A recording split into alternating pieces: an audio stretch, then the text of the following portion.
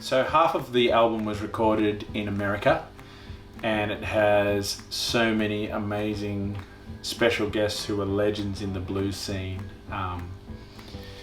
There was a producer called Brian Brinkerhoff who flew me over towards the end of my album campaign for Now, and he said, I'm a big fan, I want to fly you over and help you to make a real blues album for an American audience, and do you have time to write a couple of songs? And I was like, whoa, I have no time at all, but I'll do it. And it was really such a cool experience. And he brought in an amazing array of talent, and he had Carla, Olson producing on it, and who's done so many amazing things, and had John Fogerty covering her songs, and played in Bob Dylan's band and all sorts of crazy things. And everybody involved in the LA side of things were legends of music who've done so many things. Alvino Bennett on drums, who was playing with Slash's band, and he also started playing drums for Willie Dixon, which is amazing. Reggie McBride, just a legendary bassist, started playing bass with Stevie Wonder and just played on everybody's album, and all the big dogs like Elton and Rod Stewart, and but just a million of different people. He's got a very long Wikipedia, as do all the people who were on it, on the LA sessions. And Barry Goldberg on keyboards was an amazing and a lovely guy.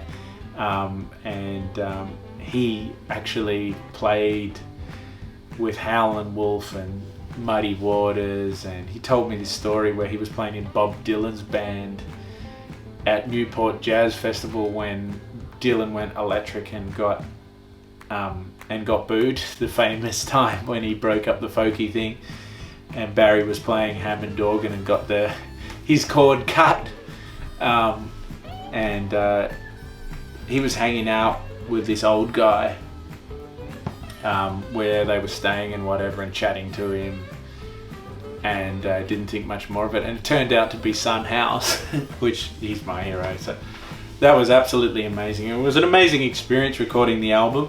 And we got Terry Evans, which was probably my highlight, who was, to me, he was the one guy, a one-man Blind Boys of Alabama, and he recorded around in that late 80s with the Crossroads movie that Ry Cooder did the soundtrack to. Terry was the lead singer on a lot of that stuff, especially his song Down in Mississippi that Ry Cooder recorded. And oh my god, he's just like the best Mississippi down home vocalist ever, and a lovely guy, and that was a huge honor. And Terry actually, in the interim, when this album was lost, he passed away. So when I finally got the recordings back, that made it all the more special to have Terry's input. But yeah. We did lose contact with Brian, because he had some health problems and different things happened, and basically the album sort of went away, and it was like the lost tapes kind of vibe. And I kind of gave up on it for a little while there, and I went and lived in Bali and surfed my ass off, and just had a good hard think really about my life and everything that I wanted to do. I've never contemplated not being a professional musician for my whole life, but that was probably my period of just like, you know what, I'm just going to have fun in the sun, go surfing a lot, and play the least amount of gigs I can when I come back to Australia. Come back once in a while, do 3 gigs over a weekend, and then go back to Bali. And I lived that life for about 3 years until I decided to really start turning things around, and and quit drinking because I'd been partying a fair bit for the last 20 years really, living the road dog lifestyle, and then coming home from the road dog lifestyle and just living on a constant kind of holiday really. It was just sort of party. So when I quit drinking, I decided to just really turn things around and really try to dare to be ambitious again, like I was when I was young.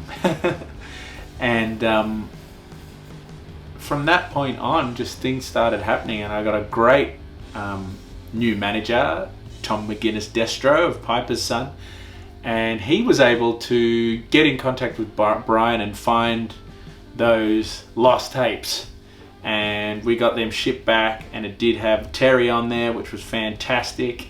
We also had Kim Wilson on there, which was amazing, amazing world-class, world-renowned harmonica player, one of the most famous in the world, Kim Wilson. And we also, who else did we get on there? We had Eddy the Chief Clearwater, who was on How Many More Years, who was an amazing old blues guy, and unfortunately he passed away in the time that was gone as well, so that was pretty heavy, and it was good to get that recording. Might be, I don't know, the last recording that Eddy did, but I was very thankful to have him on there. So then we added more songs and more people to it, and we were lucky enough to get Joe Bonamassa on the album, on Waiting Around to Die, and we also got an amazing Australian soul band, the Teskey Brothers, on that track as well. So that's the Tens Van Zandt song, Waiting Around to Die. And we also got the Teskey Brothers on my single, Ain't My Problem Anymore, which will be my second single on the album, so we're very stoked about that.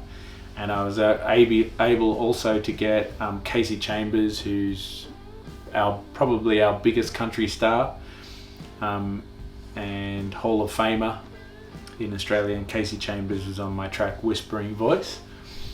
And I was lucky enough to also get my friend Harry Angus from the Cat Empire to sit in on 3 AM and on Human, which is a cover of the Rag and Bones Man song, and we also got Mahalia Barnes on that one.